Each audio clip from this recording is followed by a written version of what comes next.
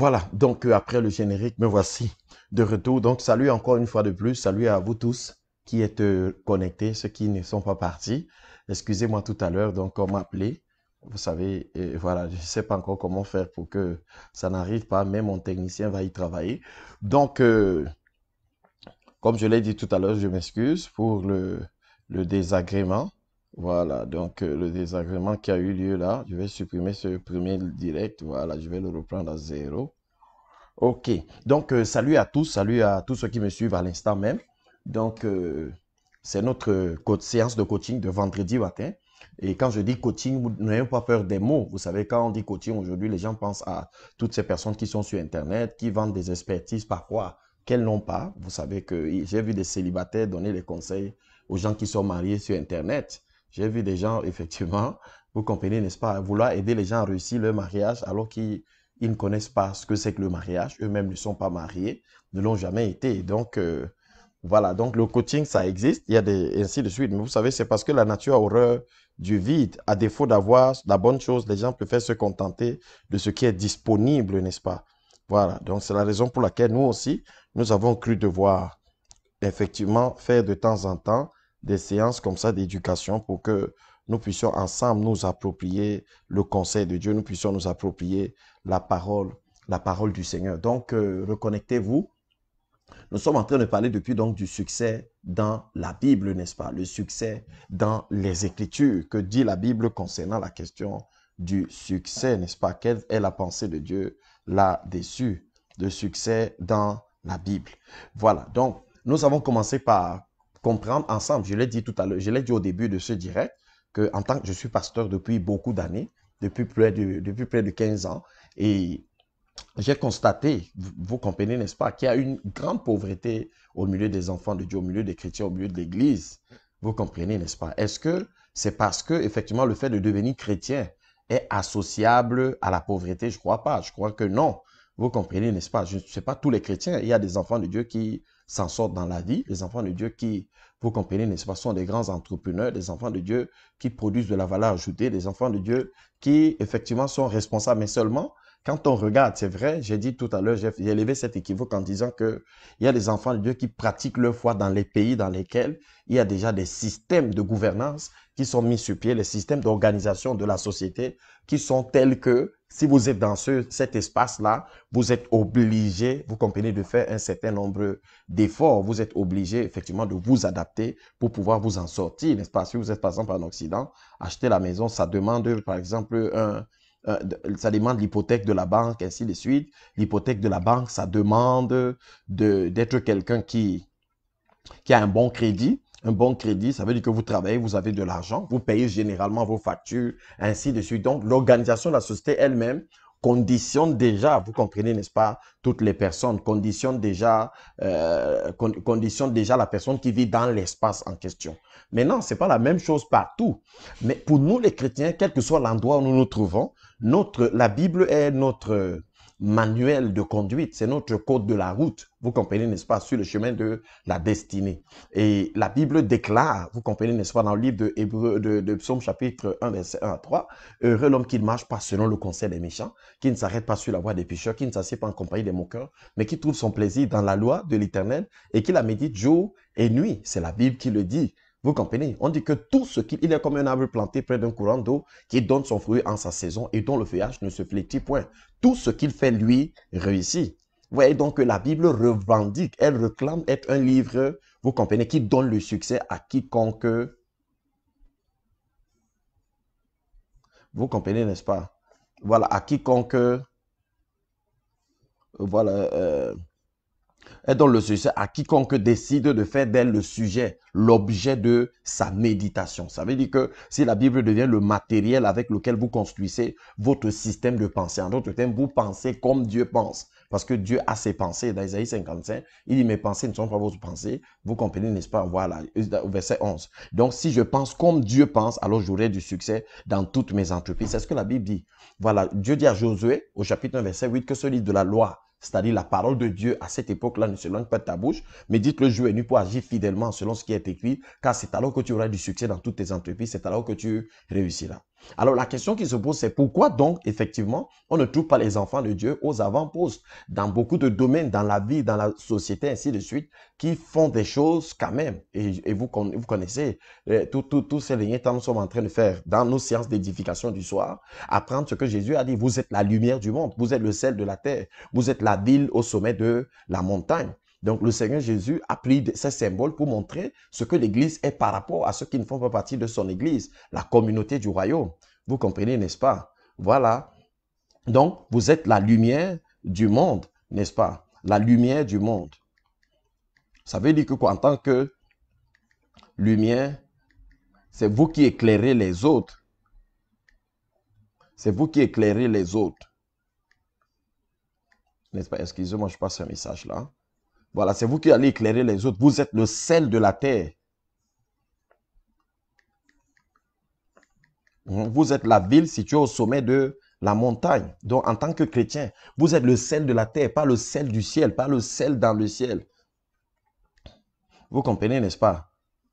Voilà. Donc, vous êtes le sel, vous êtes la lampe qui est posée sur le chandelier et qui éclaire tous ceux qui entrent dans la maison.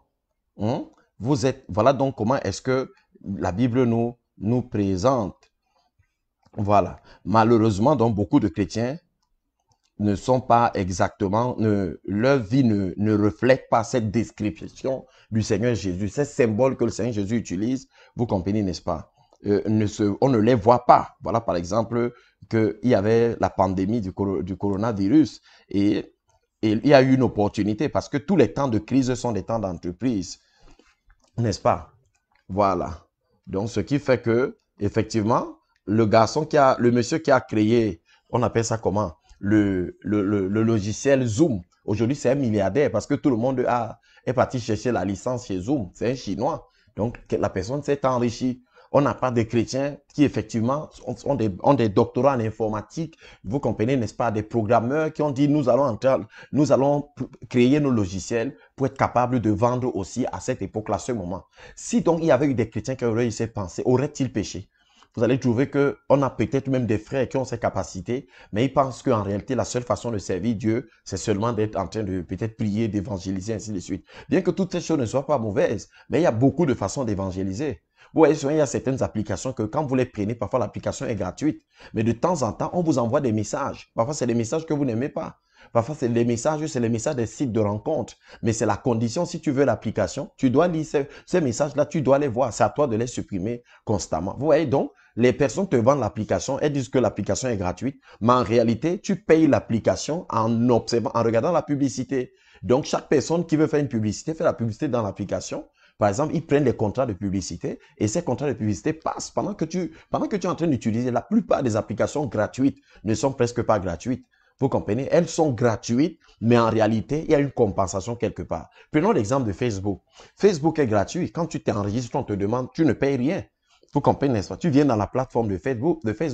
Mais Facebook va utiliser tout ton réseau de relations.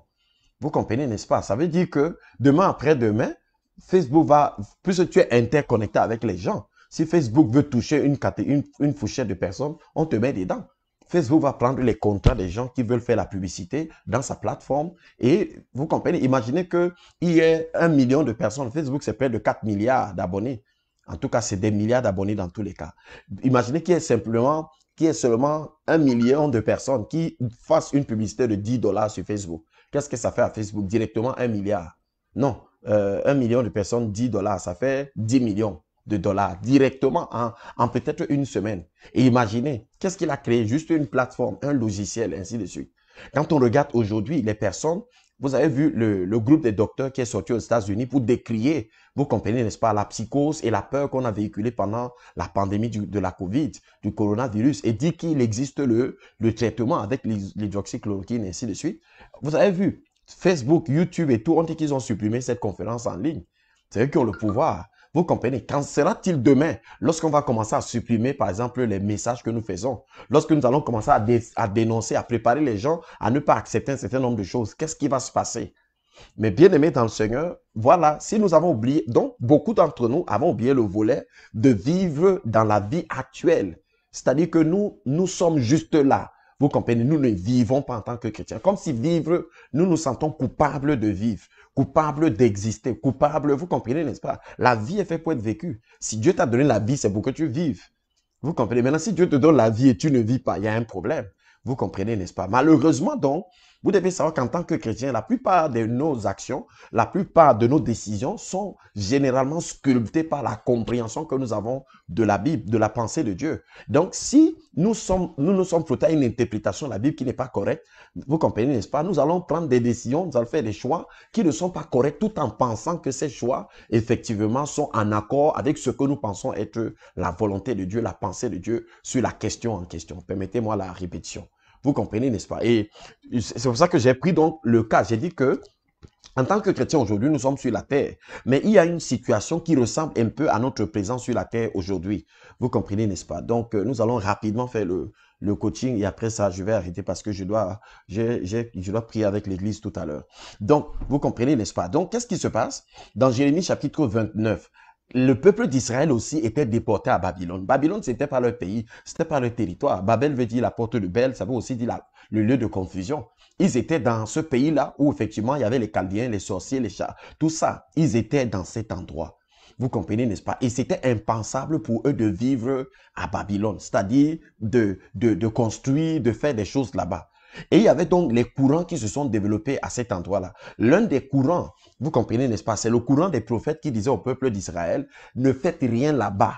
Si vous construisez à Babylone, c'est comme si vous voulez vous établir là-bas. C'est comme si vous aimez déjà Babylone. Donc, ne vivez plus là-bas. Vous comprenez, n'est-ce pas? Attendez, Dieu va vous enlever de cet endroit et Dieu va vous envoyer dans un pays où coule le lait et le miel. Donc, va vous ramener, pardon, dans la terre de vos pères. Vraiment, ne vous intéressez pas à Babylone. Ne vous intéressez pas à cet endroit. Ne faites rien là-bas. N'engagez rien là-bas. N'entreprenez rien à cet endroit. Vous voyez, il y avait donc des prophètes qui disaient ça au peuple.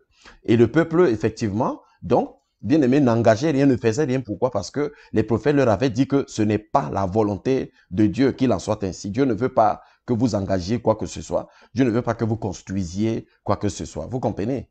Voilà, c'est ce que... Et quand le peuple appliquait ce que ces prophètes disaient, il savait qu'il était en train de faire la volonté de Dieu. Vous comprenez, n'est-ce pas? Donc, il savait que la volonté de Dieu pour nous à Babylone ici, c'est vraiment de survivre, de faire le strict minimum, ce qui nous permet juste d'exister en tant qu'être humain, peut-être de respirer, ainsi de suite.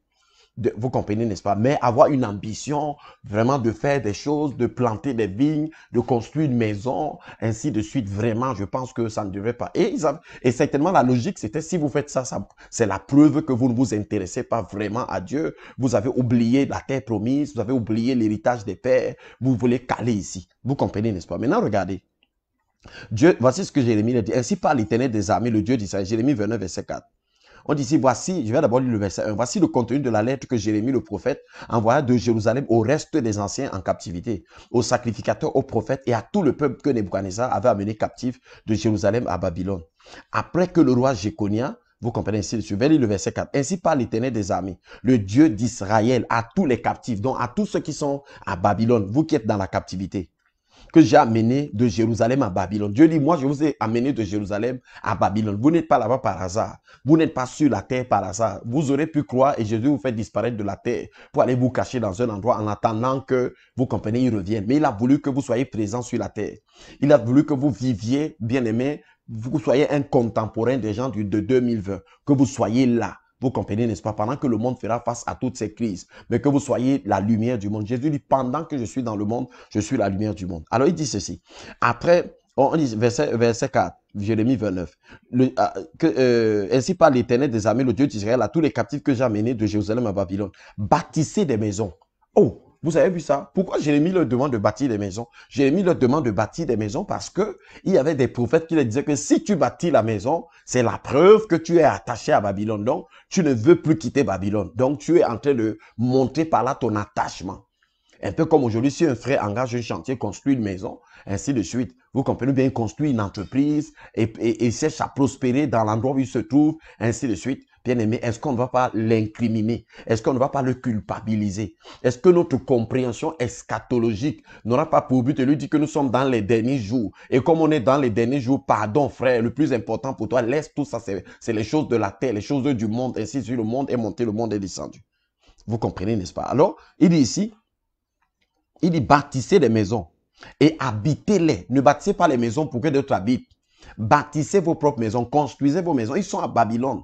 Ils ne sont pas en Israël. Dieu leur dit à Babylone, là-bas où vous êtes, bâtissez les maisons. Le même Dieu qui sait qu'il va les enlever de cet endroit pour les ramener dans la terre promise, leur dit à Babylone où vous vous trouvez, bâtissez les maisons, construisez des maisons à cet endroit-là. Vous voyez ça? Est-ce que c'est pas glorieux ça? Vous bâtissez des maisons, habitez-les, plantez des jardins. Vous voyez? Dieu n'est pas dans le minimum. On peut dire que le jardin n'est pas nécessaire. C'est un jardin. C'est juste des fleurs, la décoration. Vous voyez ici, Dieu dit vivez bien. Ayez des jardins. Ayez un bon jardin. Ayez des fleurs. Ainsi de suite. Vous comprenez? Décorez votre existence. Décorez votre maison. Décorez votre concession. Décorez l'endroit où vous vivez. Vous comprenez ça? Oui, Dieu le leur dit. Il dit ici que plantez des jardins. Mangez les fruits. Plantez et mangez. Vous comprenez, n'est-ce pas? Planter et manger. Vous entendez comment Dieu parle? Bien aimé, je peux vous trouver des déclarations comme ça dans les Écritures. Elles sont pleines, elles sont légion. Où Dieu dit à son peuple, dans Jérémie, par exemple, dans Joël 2, verset 23, Dieu dit 23 ou 26, Dieu dit, vous mangerez et vous vous rassasierez. Il dit, et vous célébrerez le nom de l'Éternel, votre Dieu, qui aura fait pour vous des grandes choses. Dieu n'a rien contre le fait que tu manges, contre le fait que tu te rassasies. Pour que tu manges et que tu te rassasies, il faut que tu aies les moyens de financer, vous comprenez, ton repas, de financer, vous comprenez, c'est pas seulement ça, tu ne vas pas quand même manger, te rassasier, alors que tu n'as pas payé le loyer, alors qu'il y a plein de charges qui t'étranglent. Tu comprends pas? Dieu ne veut pas que tu sois dans la survie. Dieu veut que tu aies l'abondance. Vous comprenez, bien aimé dans le Seigneur. Et ça ne t'empêche pas d'aller au ciel. Abraham était dans l'abondance et Abraham croyait à la nouvelle Jérusalem. On a vu ça la semaine passée, n'est-ce pas? Dans Genèse chapitre 24, au verset 34 à 35, la Bible déclare que l'Éternel a comblé de bénédictions son serviteur Abraham, qui était riche en troupeaux, en brebis, en bœufs, en or et en argent. Vous comprenez? On a vu que dans Hébreux chapitre 11, verset 10 à 11, la Bible déclare que c'est par la foi que Abraham, Isaac et Jacob, les co-héritiers de la même promesse, habitaient sous des tentes, c'est-à-dire des sortes d'habitacles provisoires, parce qu'ils avaient ils attendaient quoi? La cité qui a de solides fondements, celle dont Dieu est l'architecte et le bâtisseur. Ils attendaient quoi? La nouvelle Jérusalem. En attendant la nouvelle Jérusalem, qu'est-ce qu'ils faisaient? Ils vivaient. Ils avaient des serviteurs, ils avaient des servants, ils avaient de l'or, ils avaient de l'argent, ils avaient toutes ces choses. Vous comprenez? Et je vous ai expliqué dans les dernières fois que ce n'est pas la possession des choses que Dieu a créées. C'est Dieu qui a créé le ciel et la terre. Il dit à moi les cieux et ceux qui habitent la terre et ceux qui renferment. La terre n'appartient pas à Satan. Elle ne lui a jamais appartenu. Vous comprenez? Au commencement, Dieu créa les cieux et la terre. La terre, c'est l'œuvre de Dieu.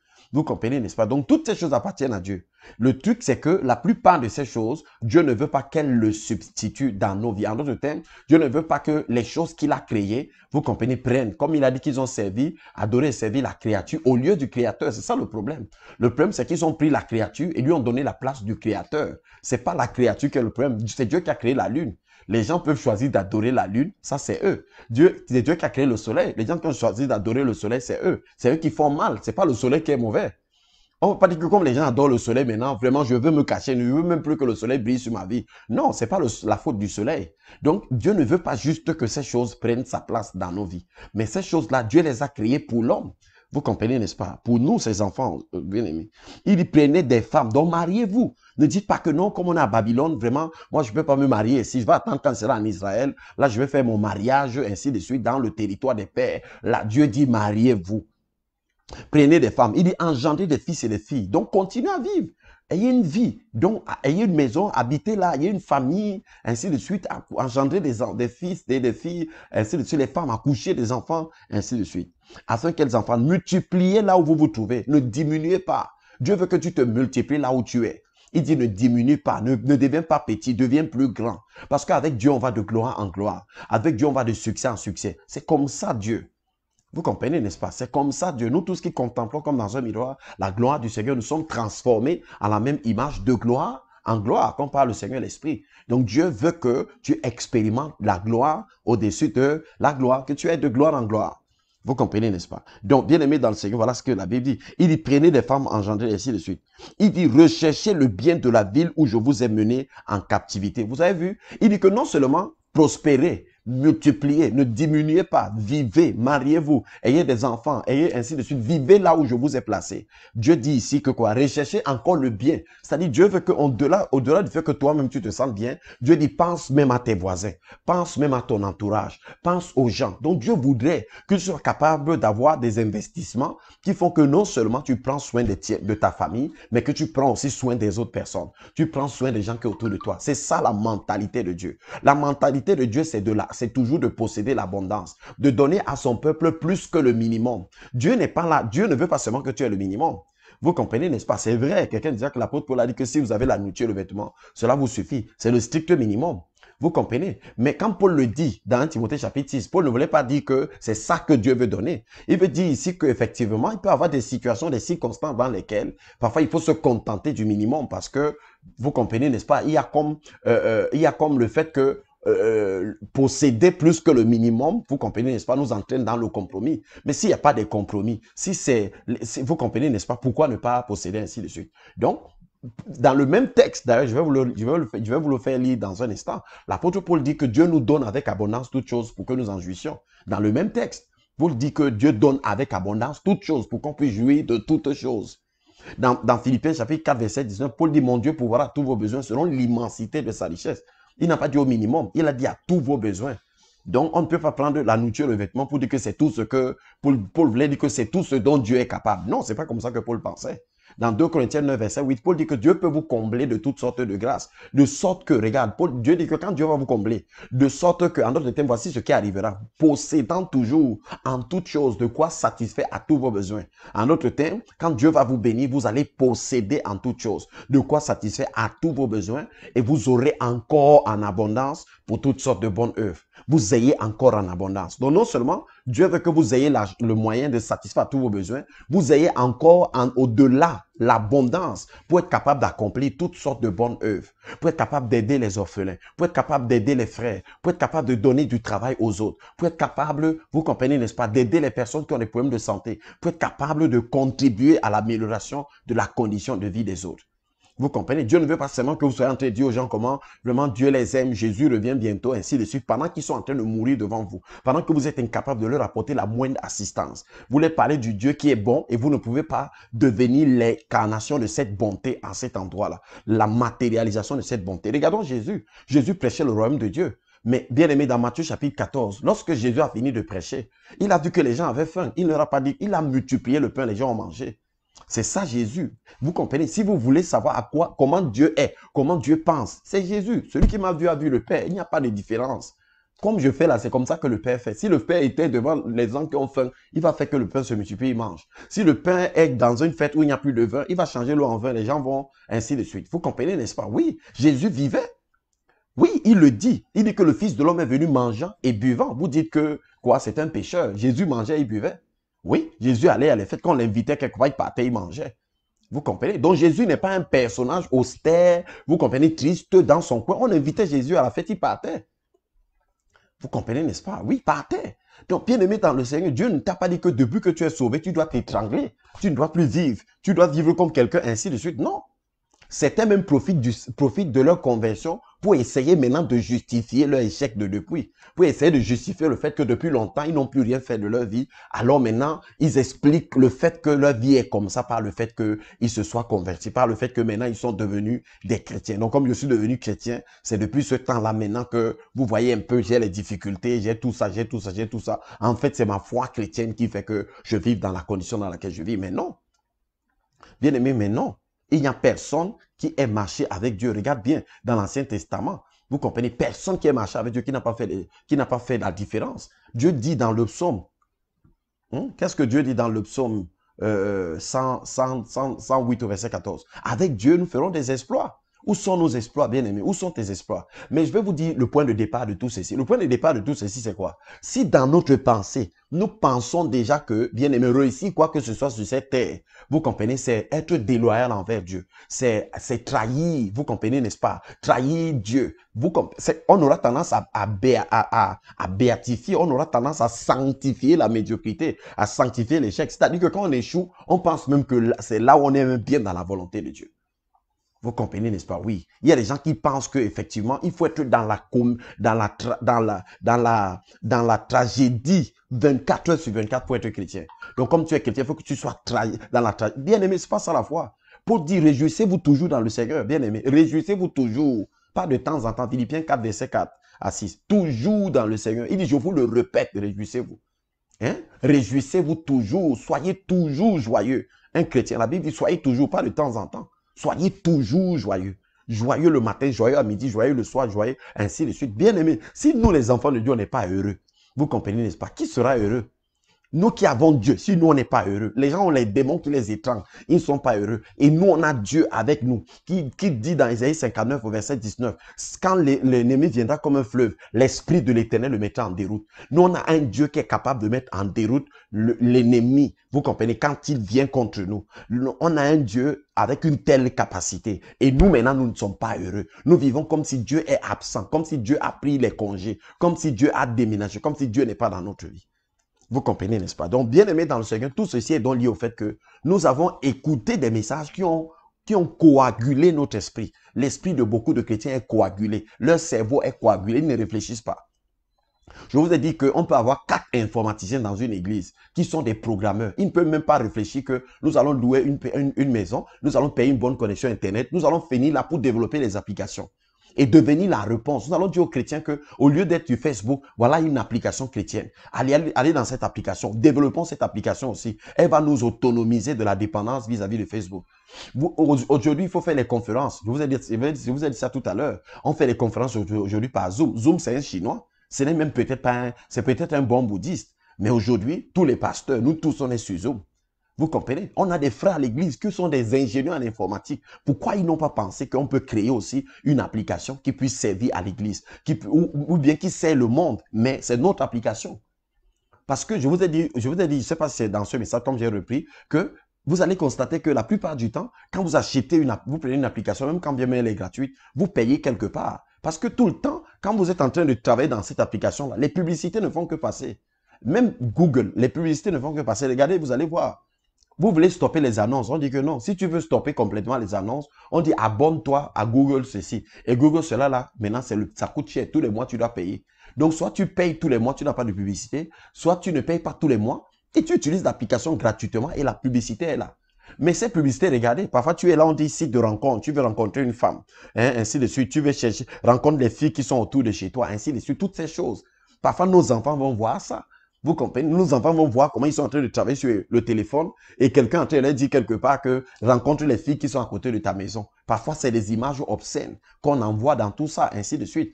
Vous comprenez? Mais pourquoi? Tu as pris ça gratuitement. Parce qu'en fait, rien n'est gratuit réellement. Vous comprenez? Quand tu t'inscris sur Facebook, là, c'est gratuit. Tu ne payes pas. Mais Facebook, tu utilises dans sa base de données.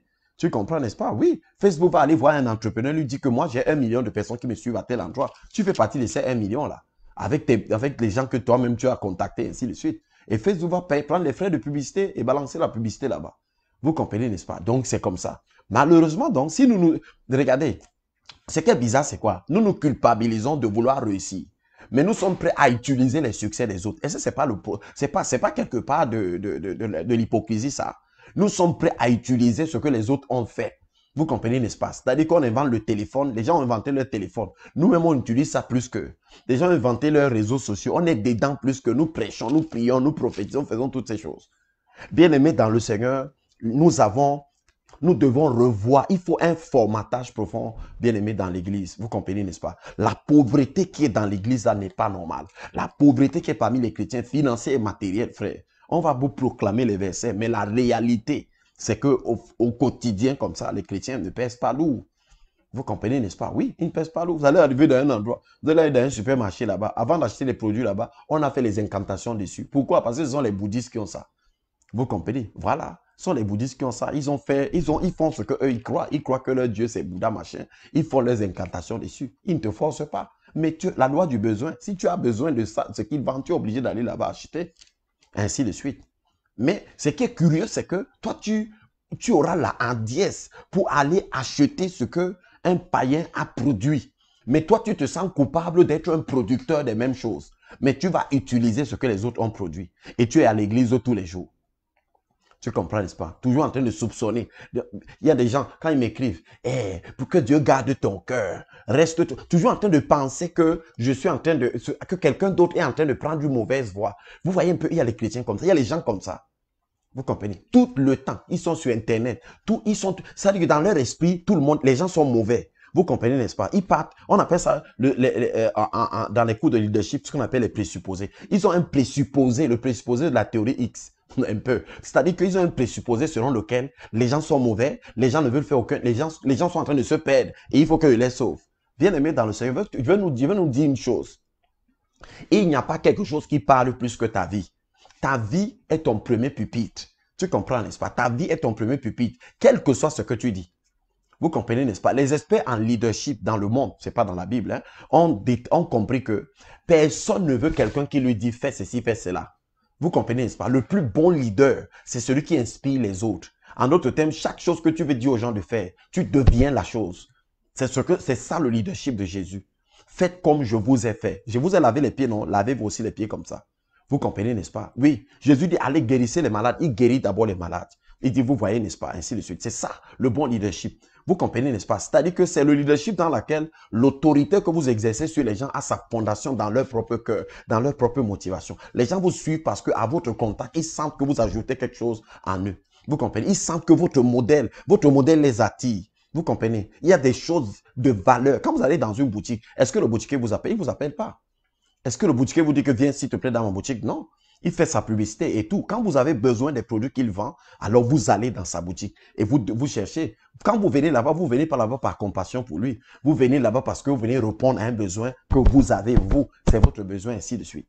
Vous comprenez, n'est-ce pas? Alors, qu'est-ce qui s'est passé ici? Le peuple d'Israël passait par cette même situation. Et c'est pour ça que je profite pour prendre cette situation-là pour nous parler aujourd'hui. Pour dire que beaucoup de chrétiens que nous sommes aussi dans cette même situation-là. La situation dans laquelle nous sommes dans le monde, vous comprenez? Et nous sommes comme dans l'incrimination.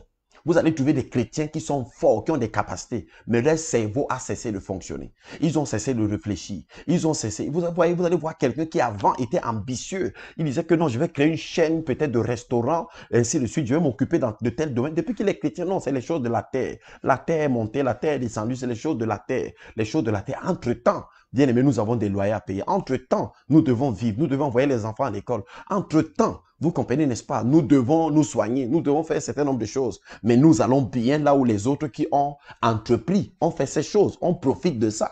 Pourquoi nous, on ne peut pas faire ça pour que les autres aussi viennent profiter de ça à l'intérieur? Vous voyez donc que c'est une sorte d'hypocrisie. Et je dis ceci pourquoi? Pour que, bien aimé, toi qui m'écoutes, tu comprends, que tu sois débarrassé de cette idée, que personne ne te trompe. Ton succès sur la terre ne va pas t'opposer à Dieu. Ce n'est pas ton succès qui est le problème. Le problème, c'est que, bien aimé dans le Seigneur, toute circonstance et toute chose mettra toujours en évidence la vraie qualité de ta relation avec Dieu. Vous comprenez, n'est-ce pas? Ça veut dire que quoi? Une femme qui quitte son mari parce que son mari a perdu du travail n'a jamais été avec son mari. La perte de travail vient juste révéler la disposition de son cœur. Une femme qui suit un autre homme parce qu'il a plus d'argent que son mari n'a jamais aimé son mari. Vous comprenez, n'est-ce pas? Oui. Elle aimait juste le fait que provisoirement, c'était lui qui pourvoyait à ses besoins.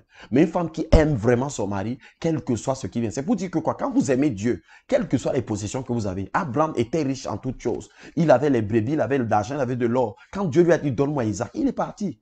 Dieu dit, Abraham, vraiment, je sais maintenant que tu me crains, que tu me respectes. Parce que tu ne m'as pas refusé ton fils, ton unique. Abraham était grand, Abraham était puissant. Bien que Dieu l'ait rendu grand et puissant, Dieu l'a mis à l'épreuve, Dieu l'a testé, il a réussi son test. Pourquoi il a réussi le test? Parce que, bien aimé, la place de Dieu était incontestable dans le cœur d'Abraham. Donc, quelle que soit la richesse qu'il avait, cette richesse ne pouvait pas être un problème pour lui.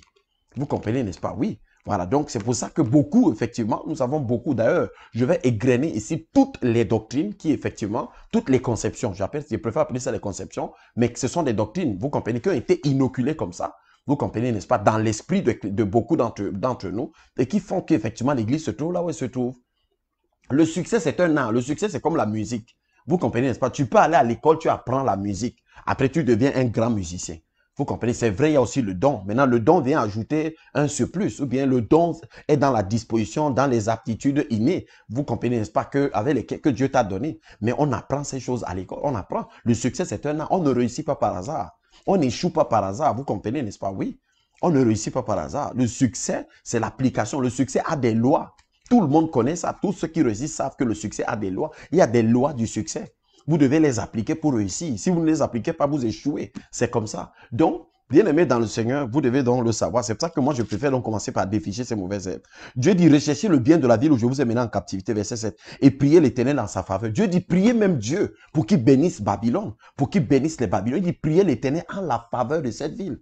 Le peuple de Dieu est à Babylone, ils ne sont pas en Israël. Dieu dit, priez pour la ville là, priez pour le roi, priez pour telle chose, priez pour telle chose. Bien-aimé, comment tu dis que tu pries pour la ville où tu te trouves et tu es incapable, tu pries pour que Dieu peut-être donne un centre hospitalier et tout ça. Si toi, tu as les moyens de le faire, pourquoi tu ne le fais pas?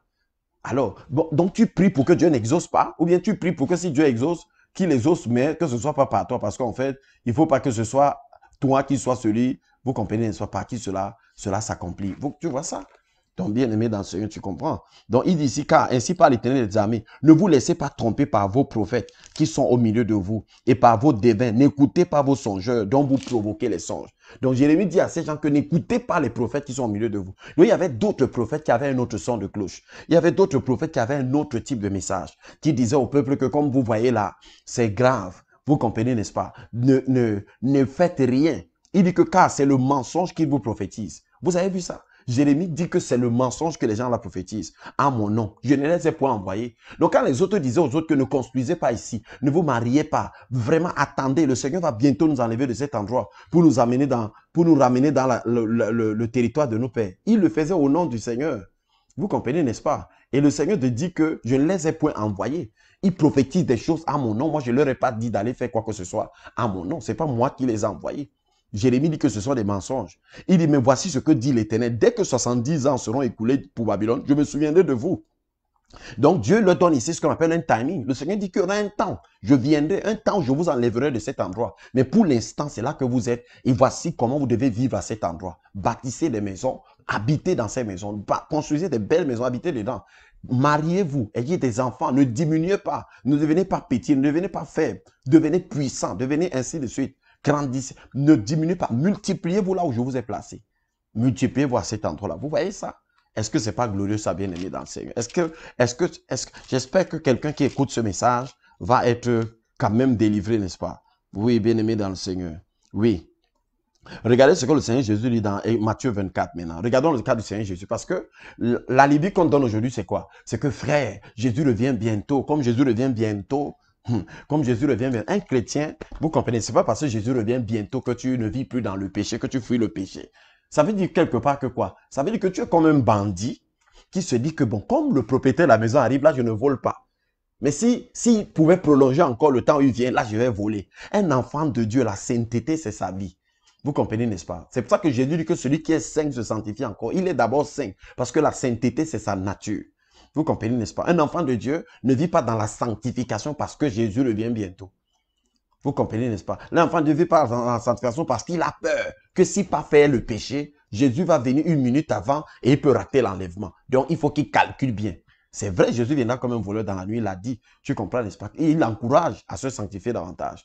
Mais bien aimé dans le Seigneur, quand vous aimez Dieu, votre cœur est pour Dieu. Vous comprenez, n'est-ce pas? Votre âme, toute votre vie est pour Dieu. Comment on va encore venir vous expliquer que non, il ne faut pas faire ce que Dieu ne veut pas? Non, la volonté de Dieu est votre volonté. C'est ce que vous voulez. C'est ce que vous aimez. Vous comprenez, n'est-ce pas? Alors, regardez ce que Jésus dit ici dans Matthieu 25. Jésus vient d'enseigner sur les signes de son retour dans Matthieu 24. Regardez, maintenant, Jésus exhorte à la vigilance. Regardez. Il dit, pour ce qui est du jour et de l'heure, personne ne sait ni le Fils de l'homme qui est dans les cieux, ni les anges, ni personne ne sait ni les anges dans les cieux, mais le Père seul. Ce qui arriva du temps de Noé arrivera de même à l'avènement du Fils de l'homme. Il dit, car dans les jours qui précédaient le déluge, les hommes mangeaient, buvaient, se mariaient et mariaient leurs enfants, jusqu'au jour où Noé entra dans l'arche. Et ils ne se doutèrent de rien jusqu'à ce que le déluge vint et les emporta tous. Il en sera de même à l'avènement du Fils de l'homme. Alors de deux, écoutez bien, quand Jésus viendra, à l'avènement, à la venue du Fils de l'homme, il dit de deux hommes qui seront dans un champ. Qu'est-ce qu'on fait dans le champ? Jésus dit que pendant qu'il sera en train de revenir, il y aura les gens qui sont dans le champ.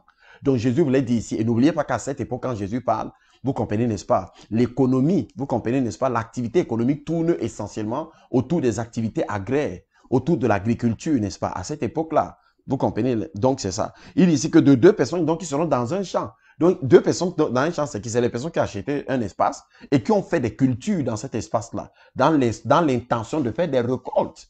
Vous comprenez, n'est-ce pas? Donc, il y avait des entrepreneurs. De deux personnes qui seront dans un champ, l'un sera en prix et l'autre laissé. Donc, ce qui fait que l'autre soit laissé, ce n'est pas parce qu'il était dans le champ, puisque les deux étaient dans le champ. Vous comprenez, n'est-ce pas? Les deux étaient dans le champ. Si c'est le fait qu'il soit dans le champ qui fait qu'il n'est pas pris, les deux auraient dû rester. Ça veut donc dire que l'autre était dans le champ, il était entrepreneur comme l'autre, mais il avait la foi dans son cœur, vous comprenez? Il croyait au Seigneur. Il a cru au Seigneur. Et il était membre du corps de Christ. C'est pour ça que parce que Jésus revient pour reprendre les membres de son propre corps. Vous comprenez ça? Est-ce que ce n'est pas glorieux ça, bien-aimé? Regardez donc, de deux qui sont, l'un sera laissé, l'autre sera enlevé. De deux femmes qui moudront à la meule. Vous avez vu ça? Les femmes vont moudre à la meule. L'une sera prise, l'autre sera laissée. Donc les femmes vont continuer à cuisiner. Elles vont continuer à moudre ainsi de suite le grain. Voulez-vous, il veillait plus que vous ne connaissez ni le jour ni l'heure. Vous avez vu ça? Dans d'autres textes, il dit que de deux personnes qui seront sur la toiture. Vous avez vu ça? De deux personnes qui seront sur la toiture, l'une sera enlevée, l'autre sera laissée. L'une sera enlevée, l'autre sera laissée. Alors, qu'est-ce que Jésus est en train de nous dire ici? Que le fait que les gens travaillent, le fait que les gens entreprennent, le fait que les gens aient des champs, vous comprenez, n'est-ce pas, n'empêche pas que ces personnes soient enlevées. Bien-aimé dans le Seigneur, Dieu a mis dans ton cœur d'ouvrir une entreprise. Ouvre-la. Tu comprends? Tu n'adores pas seulement Dieu lorsque tu es dans les quatre murs de l'église. Tu es un adorateur de Dieu partout où tu es, dans ton travail. La Bible dit que dans 1 Corinthiens 10, 31, soit que vous mangez, soit que vous buvez, soit que vous fassiez quelque autre chose que ce soit, faites tout pour la gloire de Dieu. Pas certaines choses seulement. Faites tout pour la gloire de Dieu. Dieu veut que vous fassiez tout pour sa gloire. Vous comprenez ça? Que vous fassiez tout pour sa gloire. Bien-aimé, Dieu veut que tu manges pour sa gloire. Dieu veut que tu te maries pour sa gloire. Dieu veut que tu travailles pour sa gloire. Dieu veut que tu entreprennes pour sa gloire. Donc, dans ta vie, tout ce que tu fais doit glorifier Dieu. Vous comprenez? Quel que soit l'endroit où tu le fais. Tu comprends, n'est-ce pas? Oui. Donc, ça ne t'empêche pas d'entreprendre. Si tu comptes entreprendre, entreprends. Si Dieu a mis dans ton cœur d'entreprendre quelque chose, si Dieu a mis dans ton cœur d'entreprendre, bien-aimé dans le Seigneur, tu dois entreprendre. Tu comprends ça? C'est la parole, vous comprenez? Voilà, Jésus l'a clairement dit, n'est-ce pas? Donc, il faut entreprendre. N'aie pas peur d'entreprendre. Ne dis pas que non, si j'entreprends vraiment, ainsi de suite, ainsi de suite. Non, il faut entreprendre, bien aimé. Le fait d'entreprendre ne t'empêche pas. Ça ne t'empêche pas de réussir. Donc, ce que j'essaie de vous dire ce soir, c'est quoi? Bien aimé, Dieu veut que nous réussissions dans tous les domaines, dans tout ce qui nous engage. Vous comprenez, n'est-ce pas? À tous égards, Dieu veut que nous soyons des succès. Pourquoi? Vous devez savoir une chose. Votre message n'est pas seulement ce que vous dites. Votre message, c'est ce que vous êtes. Vous comprenez, n'est-ce pas? Regardez, il y a des gens qui écoutent. La Bible dit heureux celui qui ne marche pas selon le conseil des méchants. Ça veut dire que quoi? Il y a des gens qui sont conseillés par les méchants. C'est qu'il est païen. Ça veut dire qu'il y a des gens que leurs conseillers, c'est les méchants. Dieu ici est en train de dire que quoi? Les autres ont leurs conseillers qui sont les méchants. Et toi, tu as ton conseiller et ton conseiller, c'est moi. Heureux l'homme qui ne marche pas selon le conseil des méchants. Donc, il y en a qui suivent les conseils des méchants. Heureux l'homme qui ne marche pas dans la voie des pécheurs. Heureux l'homme qui ne s'assied pas en compagnie des, qui ne s'assied pas en compagnie des moqueurs. Mais qui trouve son plaisir. Ça veut dire que quoi? Il y a 4 types de personnes. Hein? Heureux l'homme qui ne marche pas selon le conseil des méchants, qui ne s'arrête pas sur la voie des pécheurs, s'assied pas en compagnie des moqueurs. Voilà les 3 premiers. Hein?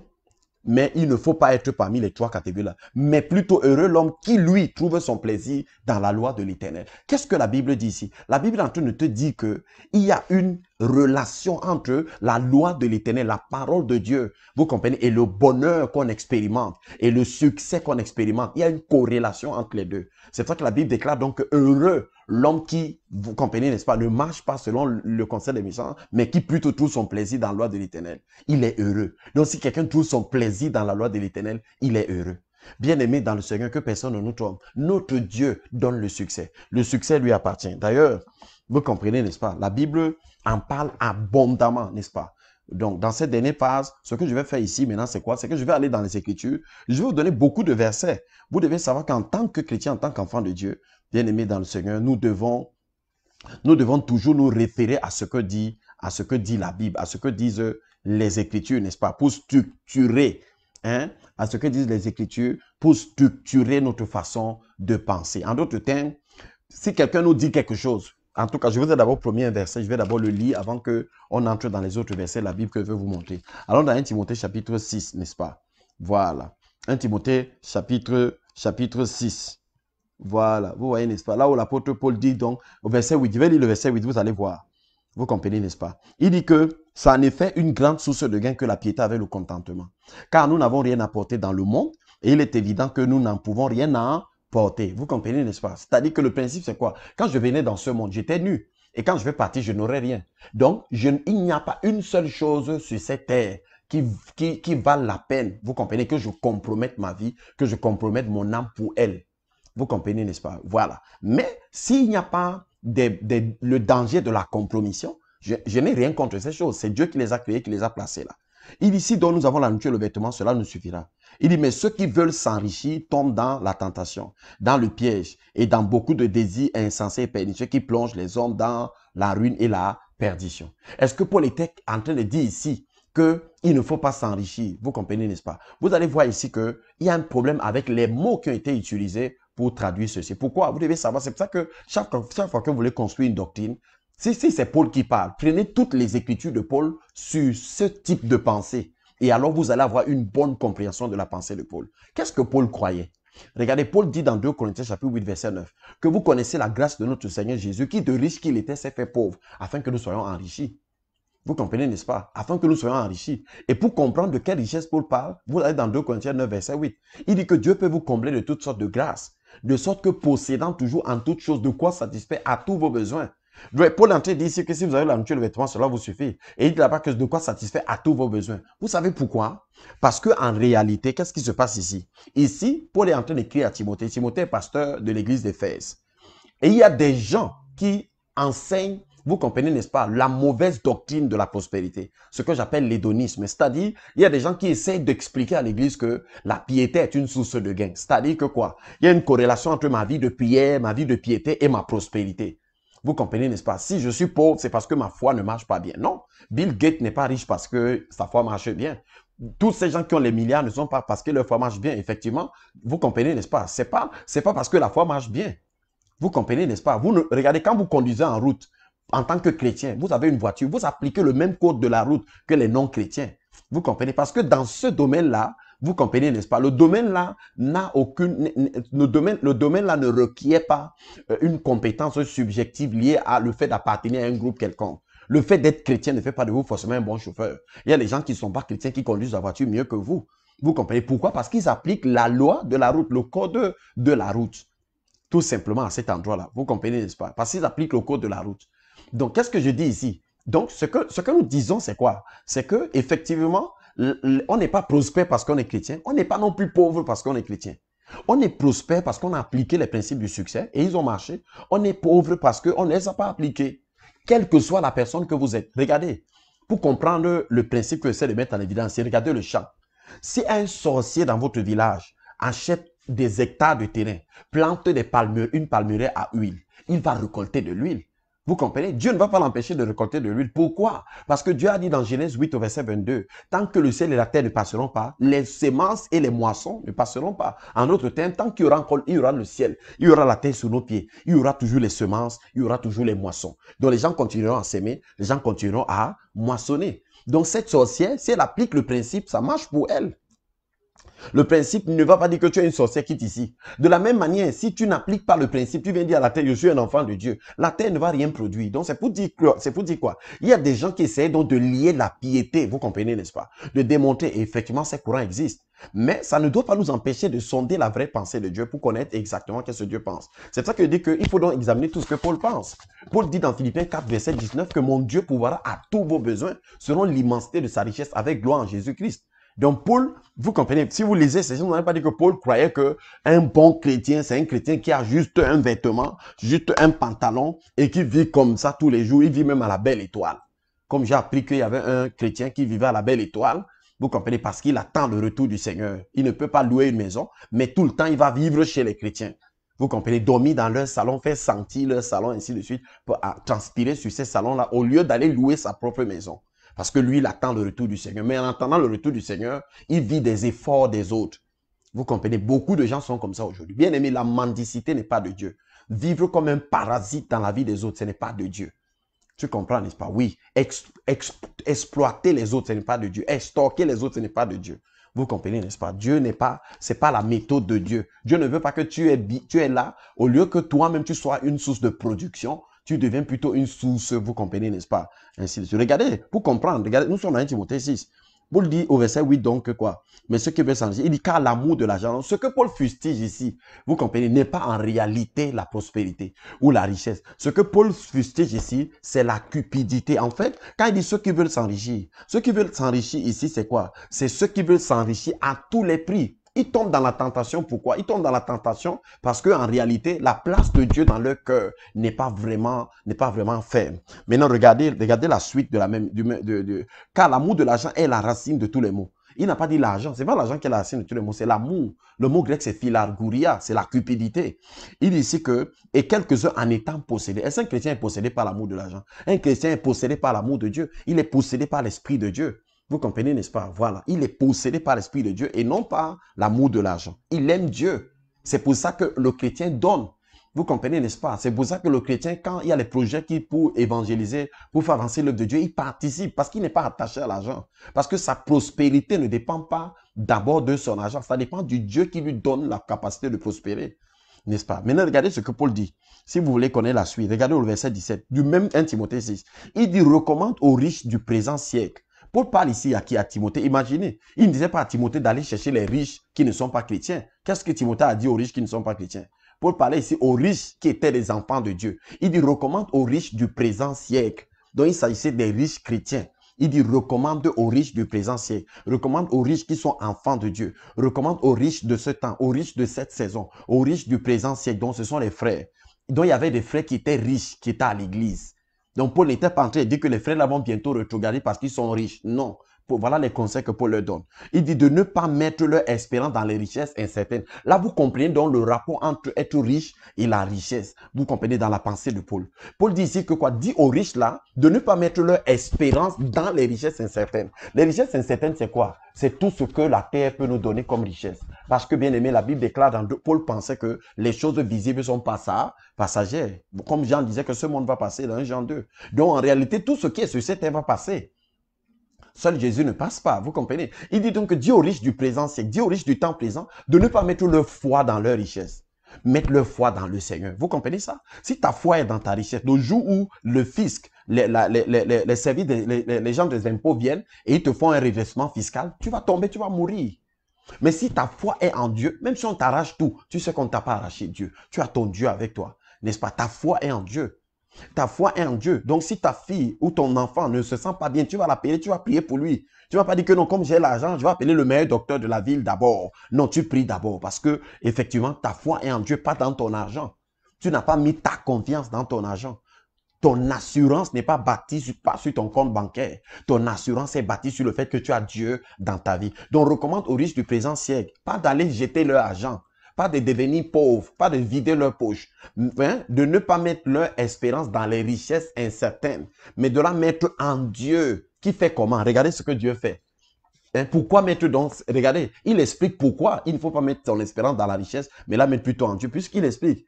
Il dit qu'il nous donne avec abondance toutes choses. Vous avez vu ça? Qui nous donne avec abondance. Il dit nous. Le nous est inclusif. Paul ne dit pas qui vous donne. Paul dit que même moi-même, Dieu me donne. Je fais partie des gens à qui Dieu donne.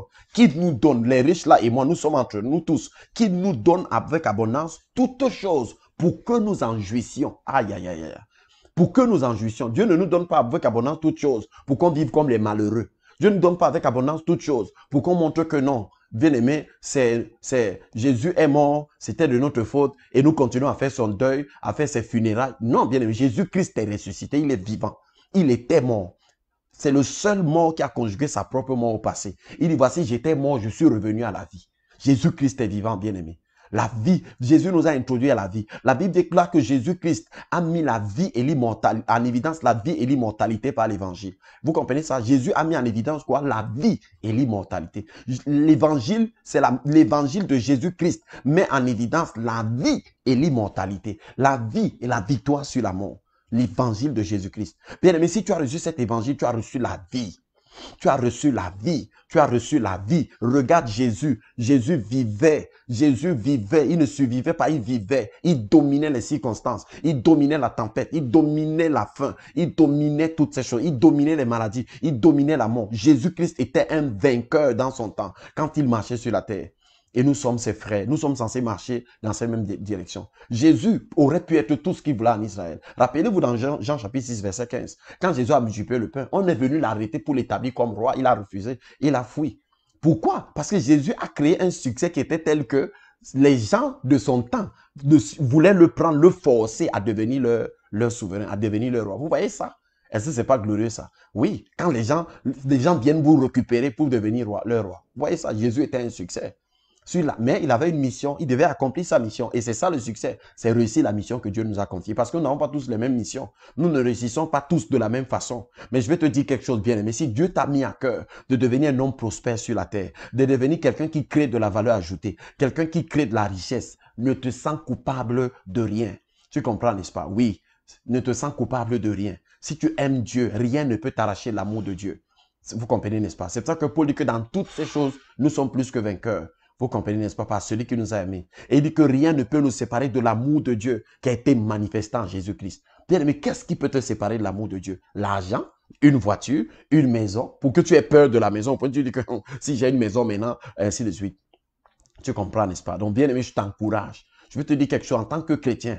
C'est vrai. Tu comprends, n'est-ce pas? La priorité est sur les choses spirituelles. La priorité, vous comprenez, est sur les récompenses éternelles que nous aurons. Comme Paul pouvait dire que bientôt la couronne de justice me sera donnée. Le Seigneur me la donnera non seulement à moi, mais à tous ceux qui auront aimé son avènement. C'est vrai, c'est ça la priorité. Mais vous savez, il y a toutes les choses n'ont pas la même valeur. Mais, bien aimé, parfois, même les choses qui n'ont pas autant de valeur que d'autres ont quand même une certaine valeur. Dieu veut que, bien aimé, tu vives. Dieu ne veut pas que tu t'étrangles, que tu t'essouffles. Tu vis dans un pays où on ne persécute pas les chrétiens. Pourquoi tu n'entreprends pas? Pourquoi tu n'entreprends pas? Pourquoi tu n'appliques pas les lois du succès? Pourquoi tu ne deviens pas un success story? Pourquoi tu ne deviens pas quelqu'un qui a une référence, que les autres regardent et disent, non, je vais être comme tel. Je vais imiter, moi aussi, je vais être comme tel. En tant que pasteur, tu dois réussir en tant que pasteur. Un pasteur qui a réussi, c'est un pasteur qui peut dire comme Jésus, Père, j'ai gardé tout ce que tu m'as donné. J'ai gardé les chrétiens que tu m'as donnés. Comment je les ai gardés? J'ai veillé sur eux. Bien-aimé, Dieu n'est pas contre ton bonheur. Dans le psaume 24, qu'est-ce que la Bible déclare? L'Éternel est mon berger et je ne manquerai de rien. Vous voyez ça? C'est David qui parle. Et David était un berger. Il savait ce que ça veut dire être un berger. Ça veut dire que Dieu est un berger, je suis sa brebis. L'Éternel est mon berger, je ne manquerai de rien. Jésus dans Jean 10 dit, je suis le bon berger. Alléluia. Il me fait reposer dans les verts pâturages. Il me fait reposer près des eaux paisibles. Il restaure mon âme. Regardez, lui, le bonheur et la grâce m'accompagneront tous les jours de ma vie. Vous entendez ça? Si quelqu'un dit ça, vous allez dire que non, frère, c'est pas vrai. C'est dans la Bible, c'est dans notre Bible. Oui, le bonheur et la grâce m'accompagneront pas de temps en temps. Tous les jours de ma vie. Le bonheur et la grâce. Le bonheur et la grâce. Bien aimé, Dieu veut que tu te rassasies de bonheur et de grâce tous les jours de ta vie. Et Dieu n'a rien contre ça. Le fait que tu sois heureux ne va pas faire que Dieu perde quelque chose. Ne va pas faire que Dieu cesse d'être Dieu. Au contraire. Vous comprenez? Bien-aimé, sois heureux. Dieu veut que tu sois heureux. Dieu veut que tu sois heureux avec tes enfants. Dieu veut que tu sois heureux avec ton épouse. Que tu sois heureux avec ton mari. Que tu sois heureux. Vous comprenez? Que tu communiques ce bonheur autour de toi. Que tu communiques cette joie autour de toi. Pourquoi tu serais malheureux? Pourquoi? Jésus-Christ est ressuscité. Il a vaincu la mort. Il a vaincu Satan. Il a vaincu les dominations. Il a vaincu les principautés. Il a vaincu les autorités. Il a vaincu les puissances du monde des ténèbres. Il les a tous vaincus.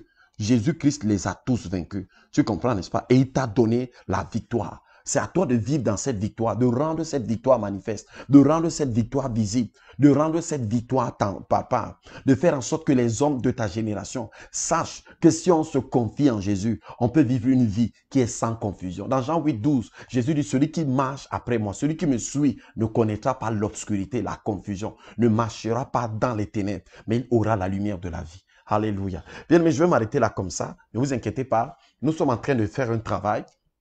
Nous sommes en train de vouloir lancer notre chaîne. Je suis en train de travailler pour la construction d'un studio professionnel de télévision. Donc, bientôt, nous aurons des émissions qui passent à des heures précises, à des jours bien précis. On aura peut-être 2 émissions par jour, n'est-ce pas? Parce que ce sera une télé-mère qui va diffuser ponctuellement. Pour l'instant, je vais le faire tout seul parce que, en attendant que Dieu me donne des partenaires, des gens avec qui on va le faire ensemble. Donc, j'espère que vous avez été bénis. Ne manquez pas de m'écrire si ce message vous a touché, si ce message vous a béni. Bien aimé, vivez, vis. Tu comprends, n'est-ce pas? Vis, sois heureux, sois à l'aise, sois joyeux. Ton Dieu aime ça. Il dit, soyez toujours joyeux. Réjouissez-vous toujours dans le Seigneur. Alléluia. Le fait que tu sois joyeux n'enlève rien. Dieu, au contraire, Dieu voit que son enfant que tu es, vous comprenez. Quel parent ici au monde? Quand vous rentrez chez vous, vous voyez vos enfants assis quelque part en train de rire. Est-ce que ça ne vous fait plaisir pas? Imaginez donc Dieu. Si Dieu nous voit contents dans la joie, pourquoi il ne serait pas content? Ainsi de suite. Voilà. Donc, j'espère que vous avez été bénis par ce message. Seigneur, je te bénis, je te rends grâce, je te recommande. Seigneur, tous ceux qui vont écouter ce message, même après que je l'ai publié, je déclare au nom de Jésus-Christ qu'ils font la différence dans tous les secteurs d'activité. Je prie pour tes serviteurs qui sont engagés dans ton œuvre. Seigneur, que tu leur donnes aussi dans ce domaine de devenir des succès, de devenir, Seigneur, des opportunités par lesquelles la vie des autres s'améliore dans la connaissance de Dieu et dans la croissance spirituelle. Seigneur, notre Dieu, dans tous les domaines, l'espère éternel que ton peuple brille comme des flambeaux dans cette génération. Au nom de Jésus, Amen. Thank you.